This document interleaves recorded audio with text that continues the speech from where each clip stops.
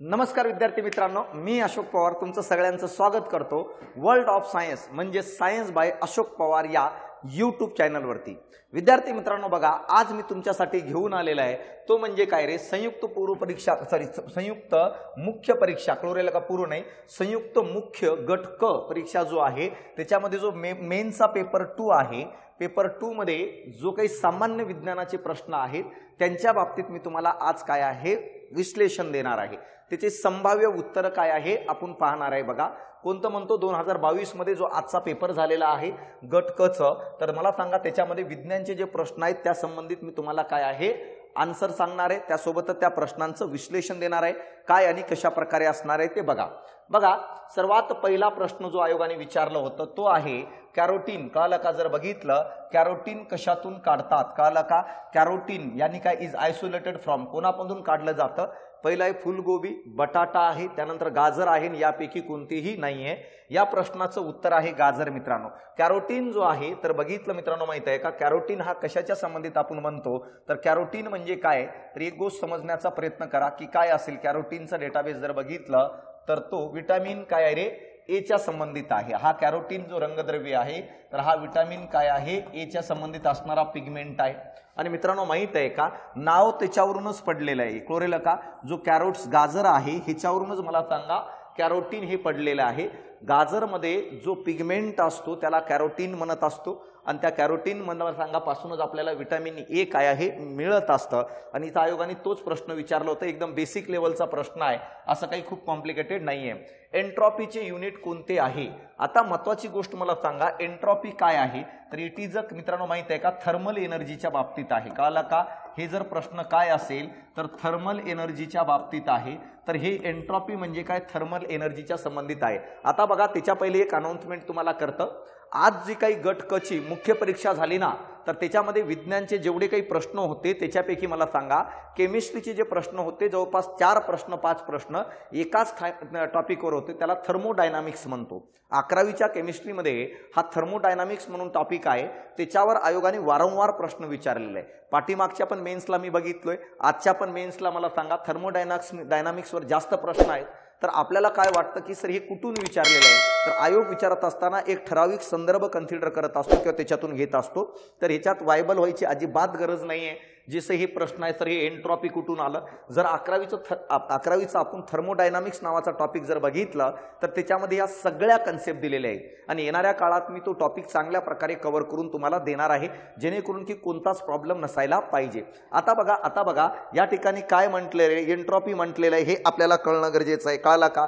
तर माहित आहे का एंट्रॉपी म्हणजे काय आहे मित्रांनो, थर्मल एनर्जीचा जो मेजर आहे, मेजरमेंट आहे, कळलं का? मेजरमेंट आहे, मला सांगा तो मेजरमेंट मला सांगा त्याला आपण एंट्रॉपी म्हणत असतो। थर्मोडायनामिक्सचा प्रश्न आहे, कशात मोजलं जातं, तर मला सांगा तुम्हाला एवढं जरी कळालं असतं की एंट्रॉपी हा थर्मल एनर्जीचं कॅल्क्युलेशनसाठी वापरला जाणारा काय एक युनिट आहे, कळलं का? एक युनिट आहे आणि त्याला जर काय म्हणत असेल थर्मोडायनामिक एंट्रॉपी म्हणतात। ह्याला पूर्ण काय म्हणत असेल तर थर्मोडायनामिक एंट्रॉपी म्हणून ओळखलं जातं। तर असे ईयूनी दाखवत असतो आपण, कळलं का रे? एंट्रॉपी युनिट हा ईयूनी दाखवत असतो आणि याला दुसरं एकक काय माहित आहे का, त्याचं उत्तर आहे कॅलरीज पर डिग्री असं दाखवत असतो, किंवा मला सांगा याला कॅलरी पर केल्विन पण म्हणतात मित्रांनो, किंवा मला सांगा याला जर बघितलं 4.18 जूल, कळलं का? पर काय मित्रांनो माहित आहे का, जर बघितलं केल्विन म्हणून पण ओळखलं जातं। मग ऑप्शन मध्ये कॅलरीज दिलेला आहे, कळलं का? कॅलरीज दिलेला आहे, पर डिग्री पर केल्विन, तर हे एकच अर्थ आहे। आणि मला सांगा कॅलरीज पर डिग्रीलाच आपण काय म्हणत असतो, थर्मल एंट्रॉपी म्हणतात, कारण थर्मल एनर्जीचं जो काही युनिट आहे, कसं युनिट घेतलं जातं माहित आहे का, जसं मेल्टिंग ऑफ आईस, जेव्हा मित्रांनो माहित आहे का बर्फाचं वितळणं असतं त्यावेळेस जी एनर्जी काउंट केली जाते तेव्हा कशामध्ये काउंट केली जाते मित्रांनो माहित आहे का, एंट्रॉपीमध्ये। आणि त्याला दुसरं युनिट एसआय युनिट काय, कॅलरीज पर डिग्रीज किंवा कॅलरीज पर केल्विन, किंवा मला सांगा जेव्हा आपण ह्याच्यामध्ये जूलमध्ये घेतो तर 4.18 जूल पर केल्विन असं पण आपण काय आहे मोजत असतो। म्हणून मला सांगा उत्तर काय आहे रे, दुसरा आहे सेंटीमीटर, किलो आणि लिटर, ह्याच्यामध्ये अजिबात येत नाही। म्हणजे हा पण प्रश्न बघा कशाचा आहे माहित आहे का, थर्मल काय आहे, थर्मोडायनामिक्स आहे. बघा डायबोरॉन B2 आणि H6 हा काय असणार आहे, कमी इलेक्ट्रॉन असलेला परमाणू आहे, जास्त इलेक्ट्रॉन्स असलेला परमाणू आहे, त्रिकेंद्री बंध असलेला परमाणू आहे, जटिल परमाणू आहे. आता मराठीतून जेव्हा वाचतो तेव्हा आपल्याला थोडं कॉम्प्लिकेटेड वाटतं, इंग्रजीतून बघितल्यानंतर आपल्याला कळून जाईल काय असणार आहे. आता बघा डायबोरेन नावाचा जो घटमुट मूलद्रव्य आहे हे कंपाऊंड आहे मित्रांनो, ज्याच्यामध्ये काय माहिती आहे का, बोरॉन आहे त्याचे 2 आहेत आणि हायड्रोजनचे किती आहेत, 6 अणू आहेत मित्रांनो. आता हे कसं जोडले जातात हे आपल्याला कळणं गरजेचं, हे आपल्याला समजणं गरजेचं आहे. आता टोटल मला सांगा, बोरॉनचे 2 रेणू आहेत. बघा बोरॉनचे 2 रेणू आहेत, अशा प्रकारे 2 रेणू. संरचना जर बघितलं, प्रत्येक बोरॉनला सेपरेट एक हायड्रोजन असतात, कळलं का, जोडलेले. त्यानंतर मला सांगा याला पण 2 हायड्रोजन जोडलेले असतात आणि हे दोघं मिळून मला सांगा एका हायड्रोजनला जोडलेत, हे दोघं मिळून दुसऱ्या एका हायड्रोजनला. तर अशा प्रकारची संरचना ही डायबोरॉनची असते, हे आपल्याला कळणं गरजेचं आहे. दुसरी महत्वाची गोष्ट मला सांगा, टोटल यांच्यामध्ये 12 इलेक्ट्रॉन असतात. टोटल किती, 12 इलेक्ट्रॉन असतात आणि हे अनस्टेबल असतात मित्रांनो. अनस्टेबल म्हणजे काय, किरणोत्सारी गुणधर्म दाखवतात. अनस्टेबल न्यूक्लियाय आहे, अनस्टेबल. मग पहिलं बघा इलेक्ट्रॉन डिफिशियंट मॉलिक्यूल हे विधान बरोबर आहे, कारण की जेवढं पाहिजे तेवढे इलेक्ट्रॉन यांच्यामध्ये नाही आहे, कारण की मोकळे इलेक्ट्रॉन राहत नाही. जेवढे होते बोरॉनकडे ते हायड्रोजन सोबत बॉन्ड झालेत, कळलं का, हायड्रोजन सोबत बॉन्ड झाल्यामुळे यांच्याकडे मोकळे इलेक्ट्रॉन राहत नाही. तर मला सांगा बोरॉनचे जे आहेत आपसातच मला सांगा, बघा 2 बोरॉन जे आहे हे आपसात 3 मिळून मला सांगा एकूण 6 इलेक्ट्रॉन बांधून घेतात आणि उरलेले 6 इलेक्ट्रॉनसाठी हे 6 हायड्रोजन मला सांगा काय करत असतात माहिती आहे का, एकमेकासोबत अभिक्रिया करून बांधून घेतात. या कारणामुळे मोकळे इलेक्ट्रॉन आपल्याला या डायबोरॉनकडे आढळताना दिसत नाही, म्हणून इलेक्ट्रॉन डिफिशियंट मॉलिक्यूल आहे, म्हणजे इलेक्ट्रॉनची कमतरता आहे, त्यांच्याकडे मोकळे नाही. हे बरोबर आहे, इलेक्ट्रॉन रिच मॉलिक्यूल नाही, कारण मोकळे इलेक्ट्रॉनच नाही तर रिच कसं काय असणार आहे, त्याच्याकडे एक्स्ट्रा इलेक्ट्रॉन नाही. त्यानंतर बघा इलेक्ट्रॉन 3 सेंटर बॉन्ड मॉलिक्यूल आहे. बघा 3 सेंटर बॉन्ड मॉलिक्यूल आहे, आपण डायग्राम बघितल्यानंतरच कळून जातं की हे काय आहे मित्रांनो, माहिती आहे का, 3 सेंटर काय आहे, बॉन्ड मॉलिक्यूल आहे, हे आपल्याला समजणं गरजेचं आहे, हे आपल्याला कळणं गरजेचं आहे. आता बघा यानंतर बघा, म्हणजे हे पण बरोबर आहे. यानंतर कॉम्प्लेक्स मॉलिक्यूल आहे मित्रांनो, माहित आहे का, असा मॉलिक्यूल जसं बेन्झीन आहे, बेन्झीनचं पण स्वरूप रिंग फॉर्म मध्ये आहे. आणि मित्रांनो माहित आहे का, जो एखादा संयुग, जो एखादा कंपाऊंड हा रिंग फॉर्म मध्ये असतं त्याला जटिल म्हणत असतो, त्याला कॉम्प्लेक्स म्हणत असतो, म्हणून हे पण बरोबर आहे. तर उत्तर काय असायला पाहिजे रे, उत्तर असायला पाहिजे मित्रांनो ACD, म्हणजे ह्याचा अर्थ तिसरं उत्तर असणार आहे. तिसरं जटिल परमाणू आहे. परमाणूचा अर्थ घाबरून जातं काही मुलं, अनस्टेबल दाखवतं म्हणून त्याला परमाणू शब्द वापरलाय. तर मला सांगा हे बरोबर आहे. हा त्रिकेंद्रीय आहे, कळाला का, बघा संरचनेवरूनच कळून जातं त्रिकेंद्रीय आहे. आणि यानंतर मला सांगा कमी इलेक्ट्रॉन असलेला आहे, म्हणून मला सांगा उत्तर काय आहे, तिसरं आहे, हे कळणं गरजेचं आहे. हा पण प्रश्न जर बघितलं मित्रांनो, जी प्रक्रिया रोधित इन्सुलेटेड प्रणालीमध्ये किंवा आयसोलेटेड काय आहे प्रणालीमध्ये होते त्याला काय म्हणतात मित्रांनो, माहित आहे का, जर बघितलं तर या ठिकाणी मी तुम्हाला सांगतो अशी अभिक्रिया, ही पण थर्मोडायनामिक्सचा प्रश्न आहे. बघा व्यवस्थित लक्ष द्या, हे पण काय आहे, थर्मोडायनामिक्सचाच काय प्रश्न आहे. बघा कोणकोणते प्रश्न थर्मोडायनामिक्सचे आहेत ते बघा 11वी NCERT मध्ये तुम्ही चेक करू शकता. आता बघा या ठिकाणी काय दिलेलं आहे, तर मला सांगा जी प्रक्रिया रोधित इन्सुलेटेड किंवा मला सांगा आयसोलेटेड कळाला का प्रणालीमध्ये किंवा सिस्टीम मध्ये केली जाते तिला काय म्हणत असतात.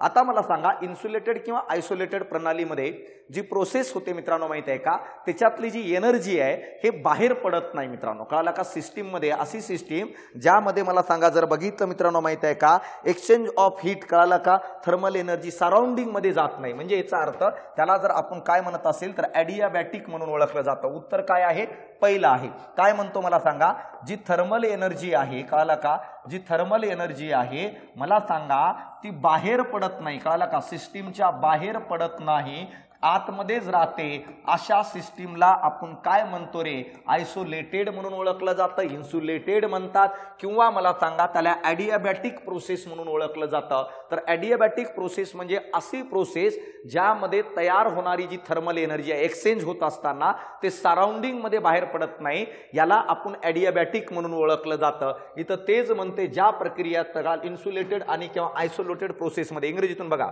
अ process that take place in the insulated insulated or isolated system is an a process. कोणती? ॲडियाबॅटिक. यामध्ये काय होतं माहित आहे का की जी काही एनर्जी आहे ती काय आहे बाहेर पडत नाही, सराउंडिंग मध्ये पडत नाही. जसं लाकूड जाळतो, लाकडामध्ये तयार होणारी उष्णता ऊर्जा बाहेर पडत असते. It is not a adiabatic process. कळलं का? पण जर आपण एखाद्या आयसोलेटेड मीडियम मध्ये, इन्सुलेटेड मीडियम मध्ये जर ही अभिक्रिया केलो तर ती ऊर्जा, ती थर्मल एनर्जी बाहेर न पडता आतमध्येच राहते. अशा प्रोसेसला काय म्हणत असतो? ॲडियाबॅटिक. आणि मला सांगा हेच या ठिकाणी काय विचारलेलं आहे. आता बघा दुसरं आहे मित्रांनो आयसोथर्मल. आयसोथर्मलचा अर्थ कळतोय का? आयसोथर्मलचा अर्थ मी तुम्हाला सांगतो. अशी अभिक्रिया थर्मलची जाय बघ, थर्मोडायनामिक्स मध्ये जी थर्मल एनर्जीची अभिक्रिया, अशी प्रोसेस ज्यामध्ये जर त्या अभिक्रियेचा, त्या प्रोसेसचं टेम्परेचर मला सांगा जर कॉन्स्टंट राहत असेल तर त्याला आपण काय म्हणत असतो? Isothermal process. म्हणजे याचा अर्थ मला सांगा या ठिकाणी आपण म्हणू शकतो काय आणि कशा प्रकारे असणार आहे. कळलं का? तर मित्रांनो माहित आहे का या ठिकाणी जर म्हटलं तर जेव्हा अशी अभिक्रिया ज्यामध्ये टेम्परेचर जे आहे त्या सिस्टीमचं, त्या अभिक्रियेचा स्थिर असेल तर त्याला आयसोथर्मल म्हणतात. आयसोबारिक म्हणजे काय रे? जर मला सांगा अभिक्रिया घडत असताना, अभिक्रिया यानी एनर्जी ट्रान्सफर होत असताना जर प्रेशर कॉन्स्टंट राहत असेल तर त्याला काय म्हणत असतो माहिती आहे का? आयसोबारिक. सिंपल गोष्ट आहे. थर्मोडायनामिक्स ही ती ब्रँच आहे ज्यामध्ये ऊर्जेचं रूपांतरणाचा अभ्यास केलं जातं. जसं हीट एनर्जीचं अन्य एनर्जीमध्ये कोणकोणत्या ऊर्जेत रूपांतर करता येतो याला अभ्यासालाच आपण थर्मोडायनामिक्स म्हणत असतं. आणि हे रूपांतरणाच्या प्रक्रिया दिलेल्या आहेत. म्हणजे याचा अर्थ ऊर्जेचं रूपांतर करत असताना ऊर्जा जर मला सांगा सिस्टीमच्या बाहेर सराउंडिंग मध्ये जात नसेल तर त्याला ॲडियाबॅटिक प्रोसेस म्हणतात. आणि ही प्रोसेस कुठं घडून येतं? एकतर इन्सुलेटेड मीडियम असायला पाहिजे किंवा आयसोलेटेड मीडियम. मी काय म्हटलो? आयसोथर्मल. तर मला सांगा ऊर्जेचं रूपांतर करत असताना जर त्या ठिकाणचं तापमान स्थिर असेल तर त्या प्रोसेसला आयसोथर्मल म्हणतात. ऊर्जेचं रूपांतर करत असताना जर मला सांगा प्रेशर कॉन्स्टंट असेल तर त्याला आयसोबारिक म्हणतात. आणि ऊर्जेचं रूपांतर करत असताना जर त्या ठिकाणचं व्हॉल्यूम कॉन्स्टंट असेल तर त्याला आपण जर काय म्हणत असेल तर आयसोकोरिक म्हणून ओळखलं जातं. मग आयोगाने हे विचारलं येणाऱ्या काळात तुम्हाला आयसोथर्मल बद्दल विचारेल, आयसोबारिक बद्दल विचारेल किंवा आयसोकोरिक बद्दल विचारेल, तर हे आपल्याला कळणं गरजेचं आहे. हा पण प्रश्न थर्मोडायनामिक्स आहे म्हणून उत्तर पहिलं आहे मित्रांनो. यानंतर थर्मोडायनामिक्स ही विज्ञानाची शाखा आहे. आता सांगितलं कोणती ब्रँच आहे रे? ऊर्जा परिवर्तनाचा अभ्यास केला जातो. कळालं का? ऊर्जा परिवर्तनाचा अभ्यास केला जातो. बघा thermodynamics he branch of science which deals with काय रे? Energy transformation. एका स्वरूपातून दुसऱ्या स्वरूपात एनर्जी कशा प्रकारे जाते हे ज्याच्यामध्ये अभ्यास केलं जातं त्या ब्रँचला आपण थर्मोडायनामिक्स म्हणतो. आणि त्याचेच नियम आहेत. जसं आता मी हे काय सांगितलं रे त्याच डेफिनेशन सांगितलं मी तुम्हाला. म्हणून बघा 4-5 प्रश्न थर्मोडायनामिक्सवर आहे. उत्तर काय रे? पहिलं येऊन जाईल. यानंतर बघा दृश्य वर्णनात्मक पटात बघा पुढचा प्रश्न, रंगाच्या प्रकाशाची तरंगलांबी जास्त असते. जेव्हा अशा प्रकारचे प्रश्न विचारले जातात ना भाऊ त्यावेळेस जास्त कन्फ्यूज व्हायची गरज नाही, इंग्रजीतून वाचायचं. तो काय म्हणतो बघा, तो म्हणतो काय माहिती आहे का? विजिबल स्पेक्ट्रम जो आहे, कळालं का? विजिबल स्पेक्ट्रम मध्ये सर्वात जास्त तरंगलांबी कोणाची असं विचारलेलं आहे तर मित्रांनो तो उत्तर आहे लाल आणि रेडची जास्त आहे. बघा मी तुम्हाला काय म्हणतो विजिबल स्पेक्ट्रम काय असणार आहे बघा मित्रांनो. माहित आहे का सूर्याचा जो केंद्रक आहे या सूर्याच्या केंद्रकातून मला सांगा एकूण 7 प्रकारची किरण बाहेर पडत असतात. कळालं का रे? 7 किरणाचे प्रकारचे सर्वात पहिले बाहेर पडत असतो त्याला आपण गॅमा रे म्हणतात. यानंतर मला सांगा आपण काय रे? एक्स रे म्हणतो. यानंतर मला सांगा अल्ट्राव्हायलेट रे. यानंतर बाहेर पडतं विजिबल रे ज्याला आपण दृश्य प्रकाश म्हणत असतो. त्यानंतर जर बघितलं बाहेर पडतं मित्रांनो इन्फ्रारेड क्लोरेल का इन्फ्रारेड. त्यानंतर बाहेर पडतं मायक्रोवेव्ह क्लोरेल का मायक्रोवेव्ह. आणि त्यानंतर बाहेर पडतं कोणतं? रेडिओ. आता मला सांगा या 7 किरणांनाच आपण विद्युत चुंबकीय पट्टा किंवा याला इलेक्ट्रोमॅग्नेटिक स्पेक्ट्रम म्हणतात. 7ही किरण सूर्याच्या केंद्रकातून बाहेर पडून राहिले. आता बघा हे सिक्वेन्सली लक्षात ठेवा काय असणार आहे मित्रांनो. माहित आहे का जर हे सिक्वेन्स लक्षात ठेवायचं असेल तर एक शॉर्टकट सांगतो बघा काय आहे. काय लक्षात ठेवा? गाडी XUV इन माय रेंज। एक मित्र दुसऱ्या मित्राला फोन करून सांगतो माझ्याकडे एवढे पैसे जमा झालेत की मी गाडी XUV घेऊ शकतो। मग स्टेटमेंट काय बोलतो तो दुसऱ्या मित्राला, गाडी XUV इन माय रेंज। मग बघा या ठिकाणी मी तुम्हाला काय म्हणतो व्यवस्थित लक्ष द्या। यामध्ये गाडीचं G फॉर काय रे, गॅमा रे आहे, X फॉर काय रे, एक्स रे आहे, U फॉर काय रे, अल्ट्राव्हायलेट, V फॉर काय रे, विजिबल आहे, I फॉर काय रे, इन्फ्रारेड आहे, इन्फ्रारेड आहे, M फॉर काय, मायक्रोवेव्ह आणि R फॉर काय, रेडिओ। तर तुम्हाला एकच सिक्वेन्स लक्षात ठेवायचं आहे, गाडी XUV इन माय रेंज, तर तुम्हाला सिक्वेन्सली सगळ्या गोष्टी कळून जातील। वरून खाली येताना बघा, वरून खाली येताना काय असतं रे, तरंग लांबीचा, कळालं का रे, तरंग लांबीचा कोणता क्रम असणार आहे, चढता क्रम असतो, चढता क्रम। म्हणजे याचा अर्थ या सगळ्यांमध्ये सर्वात कमी तरंग लांबी गॅमाची आणि सर्वात जास्त रेडिओची, तर ही शॉर्टकट लक्षात ठेवा। आणि वरून खाली येताना वारंवारता आणि ऊर्जा यांचा कोणता क्रम आहे, उतरता क्रम आहे। म्हणजे याचा अर्थ फ्रिक्वेन्सी सर्वात जास्त गॅमा रेची खाली येताना ती कमी कमी होत जाते, पण वेव्हलेंथ खाली येताना वाढत जाते। तर सर्वात जास्त वेव्हलेंथ रेडिओची, सर्वात कमी गॅमाची। सिक्वेन्स कसं लक्षात ठेवणार, गाडी XUV इन माय रेंज, गाडीकडून रेंजकडे जात असताना तरंगलांबी वाढत जाते, तर वारंवारता आणि ऊर्जा कमी होत जाते।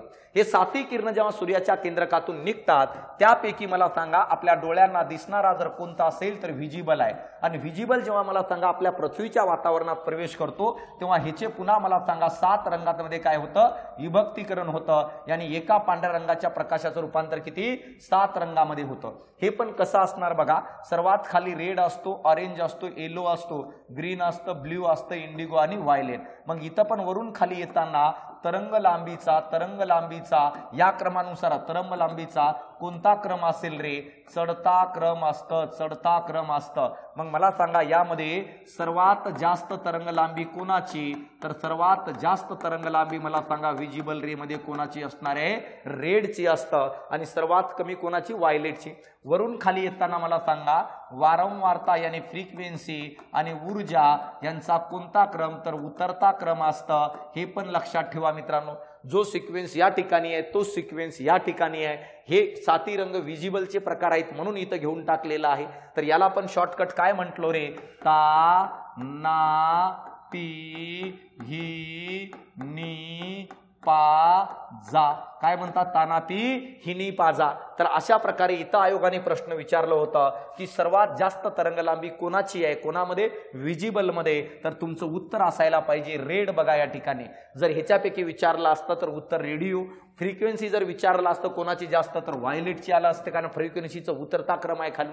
जिथं फ्रिक्वेन्सी विचारलं असतं तर गॅमा रे। येणाऱ्या काळात काही विचारलं तर लक्षात राहू द्या काय असणार आहे, म्हणून उत्तर मला सांगा कोणतं असणार आहे, माहिती आहे का, उत्तर कोणतं असणार आहे, लाल असणार आहे। पुढचा प्रश्न, ध्वनीचा वेग डॅशच्या माध्यमात सर्वात जास्त असतो।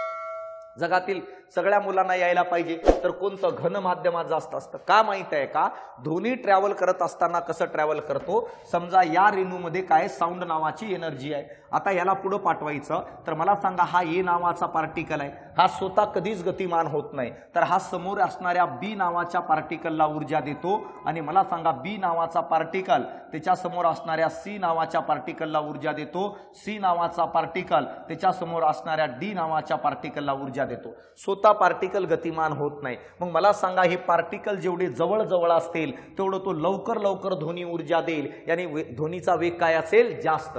आणि आपल्याला माहित आहे सॉलिड मध्ये, स्थायूमध्ये पार्टिकल्स काय रे, जवळ जवळ असतात, कळालं का। यानंतर मला सांगा द्रवामध्ये थोडे दूर असतात, वायूमध्ये आणखी जास्त दूर असतात, आणि निर्वात मध्ये पार्टिकल नसते। म्हणून बघा सर्वात जास्त वेग जर कुठं असेल तर सर्वात जास्त वेग सॉलिड मध्ये, लिक्विड मध्ये मध्यम असेल, सर्वात कमी वेग मला सांगा गॅस मध्ये, आणि निर्वात मध्ये 0 असतं, कारण निर्वात म्हणजे अशी जागा ज्या ठिकाणी पार्टिकलच नाहीये। मग मला सांगा ह्या ठिकाणी अशी जागा आहे की ज्या ठिकाणी पार्टिकलच नाहीये, 0 वेग। मला सांगा हे पार्टिकल आहे, ह्याच्यात ऊर्जा आहे ए नावाचा। आता ह्याच्यातली ऊर्जा ह्याला पुढे पाठवायचं, पण पुढे कोणतीच पार्टिकल नाही।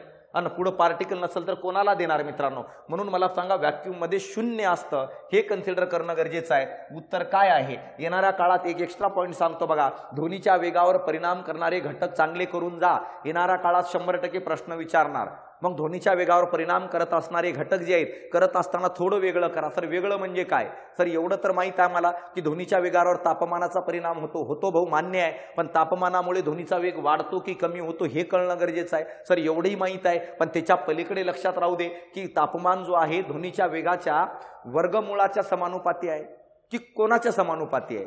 वर्गमूळाच्या समानुपाती आहे की वर्गाच्या समानुपाती आहे? तर ही व्यस्त प्रमाणात आहे। हे सिक्वेन्स खूप महत्वाचं आहे।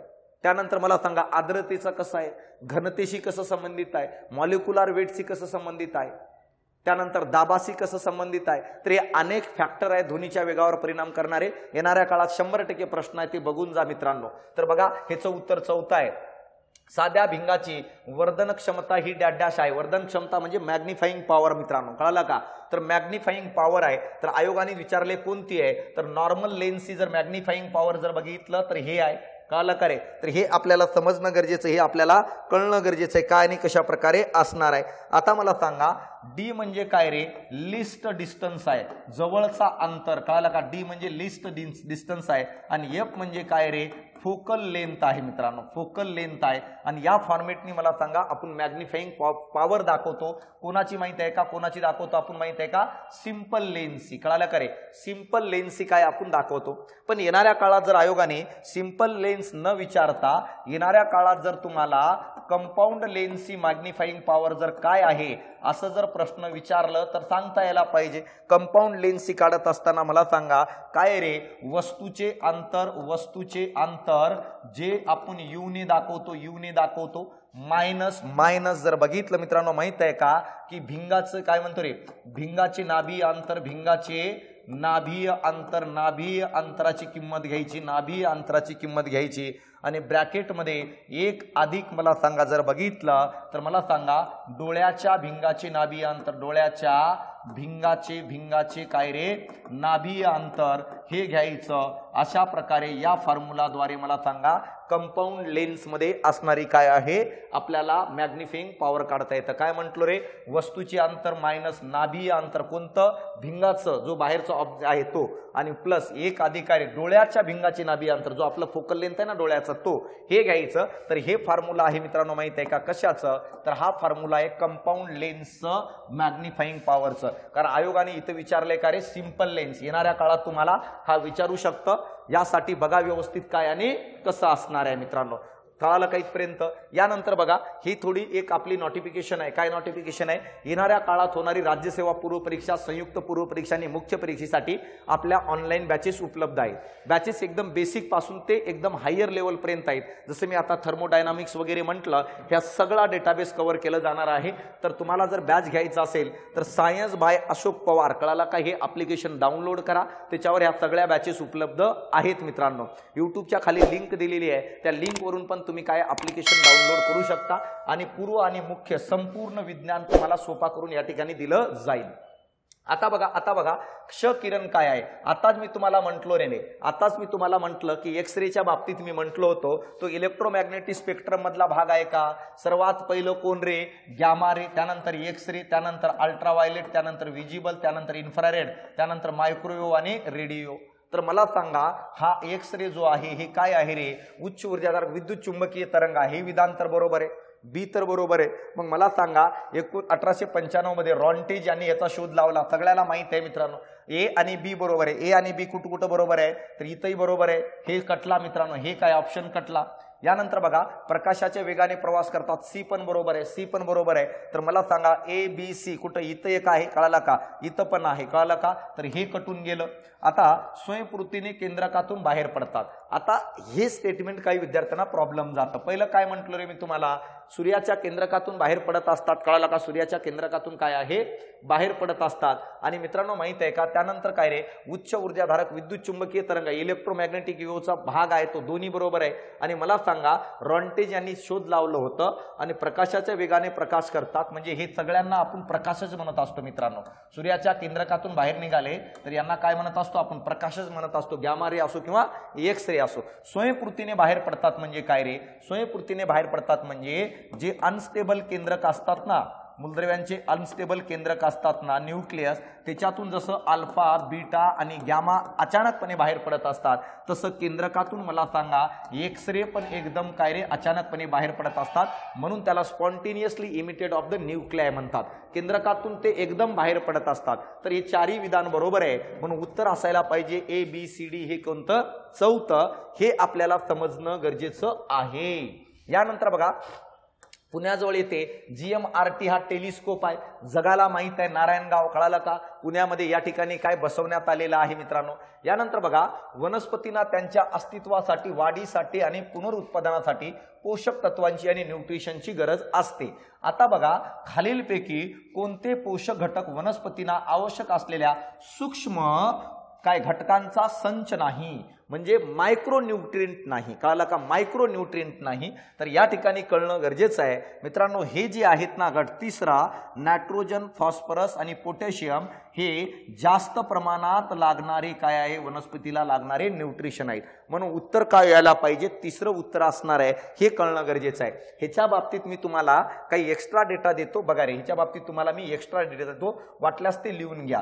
काही पोषद्रव्यांना आपण प्राथमिक, कळालं का रे, प्राथमिक पोषद्रव्य म्हणतो. प्राथमिक पोषद्रव्य. आणि मला सांगा प्राथमिक पोषद्रव्य कोणते असणार आहे? तर ते मी तुम्हाला सांगतो. बघा प्राथमिक पोषद्रव्य जर बघितलं, नायट्रोजन आहे, फॉस्फरस आणि पोटॅशियम, आणि हे वनस्पतीला जास्त प्रमाणात लागत असतात मित्रांनो. यानंतर मला सांगा सेकंड जर बघितलं तर दुय्यम पोषद्रव्य म्हणून ओळखलं जातं. दुय्यम पोषद्रव्य हे 3 असतात. कोणकोणते? तर दुय्यम पोषद्रव्य जर बघितलं मित्रांनो, माहित आहे का काय? सल्फर आहे, कॅल्शियम आहे आणि मॅग्नेशियमला म्हणतात वनस्पतीला लागणारे. आता बघा तिसरं आहे, त्याला आपण मुख्य अंगक असणारे म्हणतो. मुख्य अंगक असणारे जर कोण असतील मित्रांनो? कार्बन, हायड्रोजन आणि ऑक्सिजन आहे. जेवढं वनस्पतीला एकूण खनिज लागतं ना, जवळपास 99% मला सांगा या 3च मूलद्रव्यापासून बनलेलं असतं. जर बघितलं वनस्पतीच्या एकूण वजनाच्या त्याच्यामध्ये 99% हे मुख्य अंगक असलेले 3च खनिज असतात आणि बाकीचे 1% सगळे असतात. आणि त्या 1% जास्त प्रमाणात लागणारे म्हणजे कोणते? प्राथमिक, ज्याच्यामध्ये NPK आहे. इथं काय म्हणते? इथं म्हणते कमी प्रमाणात लागणारे कोणते नाही, म्हणजे जास्त प्रमाणात वाला विचारलंय. तर मला सांगा नायट्रोजन, त्यानंतर फॉस्फरस आणि पोटॅशियम. बाकी सगळे जे आहेत ना हे मायक्रो सूक्ष्म पोषद्रव्य म्हणून ओळखलं जातात. बाकींना काय म्हणत असतो आपण? सूक्ष्म पोषद्रव्य, जे कमी प्रमाणात लागणारे. टोटल 11 आहेत मित्रांनो. ते कळवलेलं का? टोटल जर बघितलं त्यांची संख्या 11 आहे. कोण आहे? बघा लोखंड कमी प्रमाणात लागतं, झिंक कमी प्रमाणात लागतं, कॉपर जो आहे कॉपर, कळालं का? त्यानंतर बोरॉन कमी प्रमाणात लागतं. मला सांगा मॅग्नीज कमी प्रमाणात लागतं, मॅलिब्लिनम कमी प्रमाणात लागतं, कोबाल्ट असेल, सोडियम असेल तो कमी प्रमाणात लागतं, सिलिकॉन असेल, क्लोरीन असेल आणि मित्रांनो माहित आहे का व्हॅनाडियम असेल. तरी मला सांगा व्हॅनाडियम, तर हे जे आहेत ना हे मायक्रो न्यूट्रिएंट आहेत. मग ह्याच्यामध्ये त्यांनी म्हटलंय काय माहित आहे का? सूक्ष्म काय आहे? घटकांचा संच नाही, मायक्रो नाहीये. तर कोण मायक्रो नाही? नायट्रोजन, फॉस्फरस आणि पोटॅशियम. बाकी सगळे आहेत बघा, बोरॉन, झिंक, मॅग्नीज, तांबे, मॅलिब्डिनम, क्लोरीन, कळाला का? कोबाल्ट, निकेल आणि लोखंड. तर हे सगळे हे लक्षात ठेवा येणाऱ्या काळात. कळालं का? मायक्रोची संख्या लक्षात ठेवू, प्राथमिक कोणते लक्षात ठेवा, दुय्यम कोणते लक्षात ठेवा, मुख्य अंगक असणारे कोणते लक्षात ठेवा.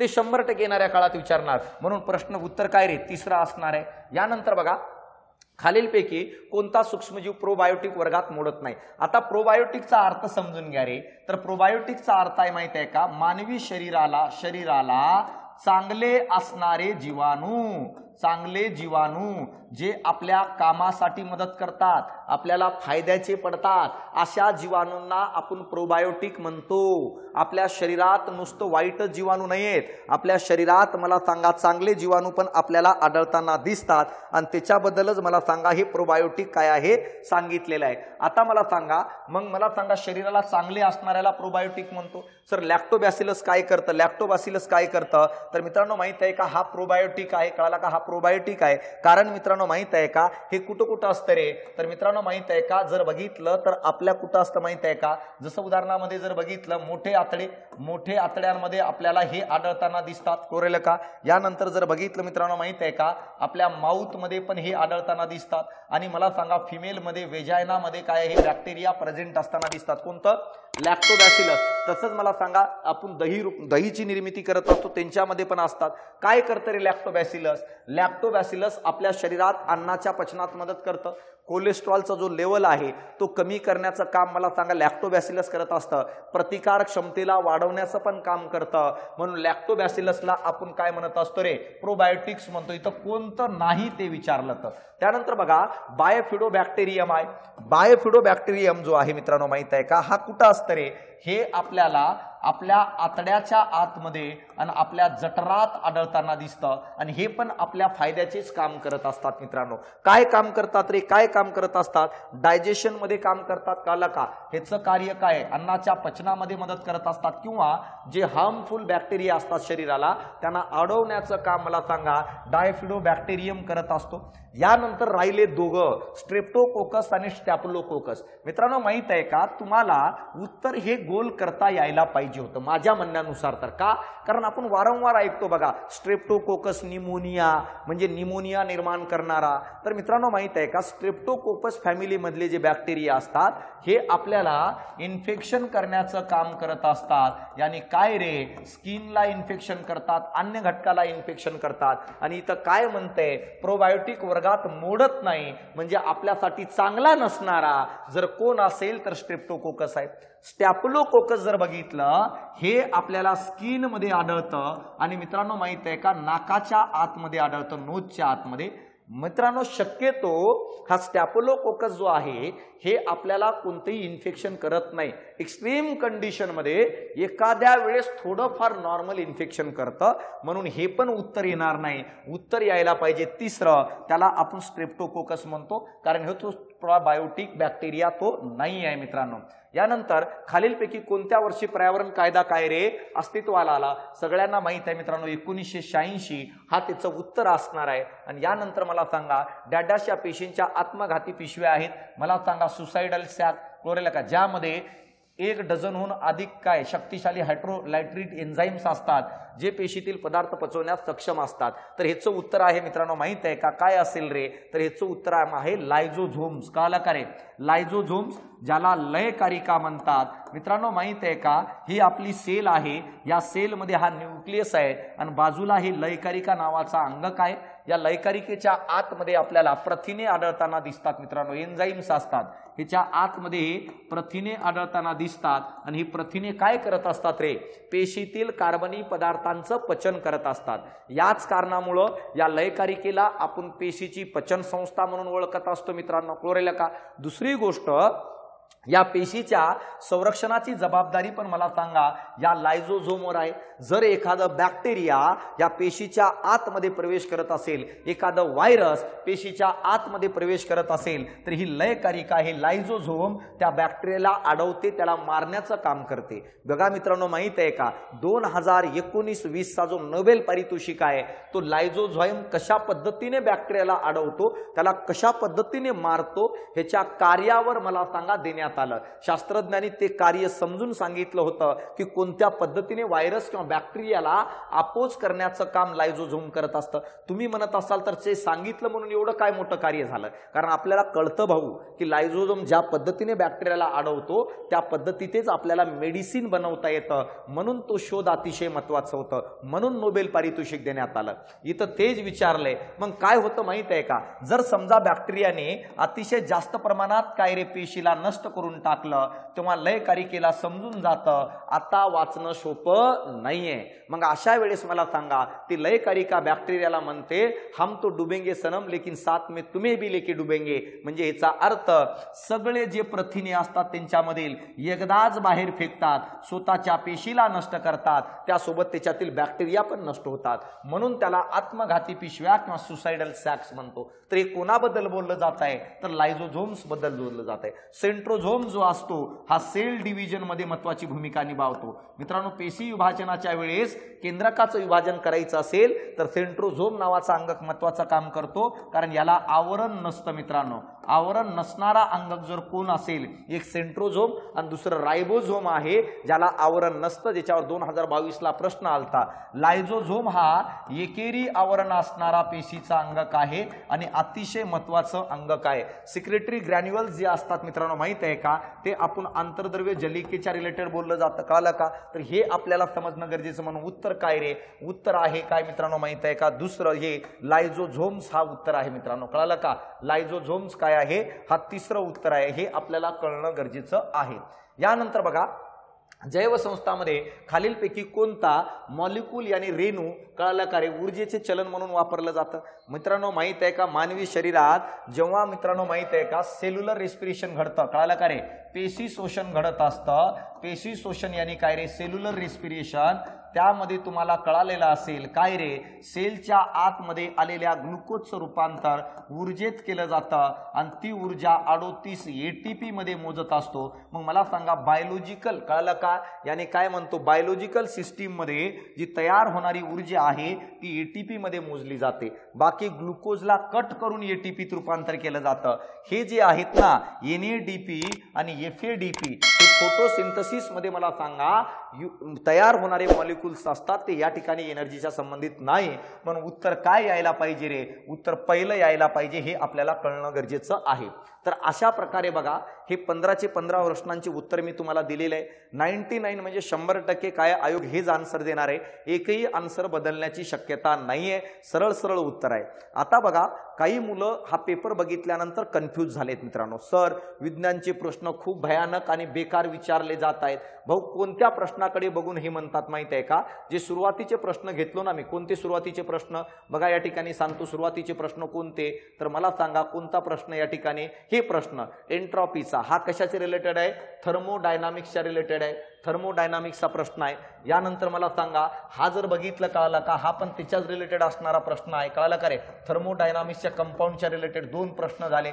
तिसरा प्रश्न जर बघितलं मित्रांनो, माहित आहे का, हा पण काय रे? थर्मोडायनामिक्सचा प्रश्न आहे, 3 प्रश्न झाले। यानंतर जर बघितलं, हे 4 प्रश्न थर्मोडायनामिक्सचा आहे, हा पण थर्मोडायनामिक्सचा प्रश्न आहे। नंतर मला सांगा जर बघितलं तर पहिले 4 प्रश्न थर्मोडायनामिक्स आहेत, यासाठी तुमचं कन्फ्युजन वाढतं। पण नाही मित्रांनो, आपण थर्मोडायनामिक्स टॉपिक पण कव्हर करणार आहे आणि या सगळ्या गोष्टी बघा, हे तर प्रश्न एकदम बेसिक आहे मित्रांनो। तर कॉम्बिनेशन ऑफ काय, पातळी जी आहे ती जवळपास सेम आहे। बघा, लेन्सचा अभ्यास करत असताना थोडं काठिण्य पातळी वाढवावी लागणार आहे। आपण नॉर्मली काय असतो रे, दूरदृष्टिता निकटदृष्टिता विषय तो नाहीये। बघा इथं काय विचारले, सिंपल लेन्सचे फॉर्म्युले विचारलेत। येणाऱ्या काळात हा कंपाऊंड लेन्सचा फॉर्म्युला लक्षात ठेवा, काय असणार आहे, कसं असणार आहे, थोडं कन्सेप्च्युअल डेटाबेस आहे, त्याच्यावर तुम्हाला येणाऱ्या काळात प्रश्न विचारला जाईल। जुन्या पद्धतीनुसार अभ्यास करण्यात काही अर्थ नाही मित्रांनो।